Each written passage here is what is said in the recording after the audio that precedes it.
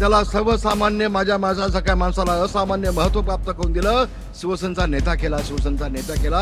उद्धवजी तुम्हाला लाज वाटली पाहिजे. अनेक खोके मिठाईचे आम्ही पोचवलेत मातोश्रीमध्ये. होय, एकनाथ शिंदे साहेबांनी खोके दिले ते विकास कामासाठी दिले. अहो मला सांगा, शिवसेना प्रमुख मुख्यमंत्री होऊ शकले नसते? झाले असते ना. नारायण राणेंना मुख्यमंत्री बनवला, मनोज जोशींना मुख्यमंत्री बनवला. अरे मनोज जोशींना लोकसभेचा अध्यक्ष बनवला, का साहेब होऊ शकले नसते?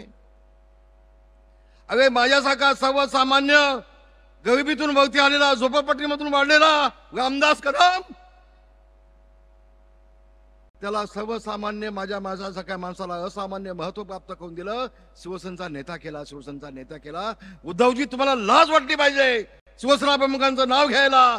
ज्या शिवसेना प्रमुखांनी कमावलं, तुम्ही मुख्यमंत्री पद घेऊन सगळं गमावलं, सगळं गमावलं. होय होय, मुख्यमंत्री उद्धव ठाकरे झाले नसते तर बांधवांनो शिवसेना फुटली नसती. ज्यावेळेला एकनाथजी शिंदे साहेबांनी निर्णय घेतला होता, त्यावेळेला याच उद्धव ठाकरेंनी शपथ घेतली होती की आज 40 पैकी एकाही आमदाराला मी निवडून देणार नाही. खोके खोके खोके खोके खोके खोके खोके म्हणून बाप बेटे थकले थकले.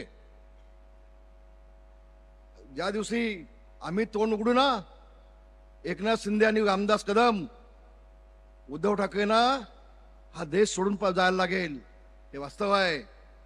राणे साहेब पण त्याला साक्षीदार आहेत. तुमच्या वडिलांना विचारून घ्या, तुमचे वडील पण साक्षीदार आहेत. अनेक खोके मिठाईचे आम्ही पोचवलेत मातोश्रीमध्ये. होय, एकनाथ शिंदे साहेबांनी खोके दिले ते विकास कामासाठी दिले. कोट्यवधी रुपये विकास कामासाठी खोके दिले आणि पुन्हा 40 आमदार निवडून आणले. एकही आमदार पडू दिला नाही. एकनाथ शिंदे साहेबांनी सांगितलं होतं, रामदास भाई, या 40 पैकी एकाही आमदाराला मी पडू देणार नाही. सगळेच्या सगळे आमदार मी निवडून आणीन. आणि आज पुन्हा मी माझ्या कोकणाच्या वतीनं शिंदे साहेब तुमचा मी आभार मानतो, अभिनंदन करतोय.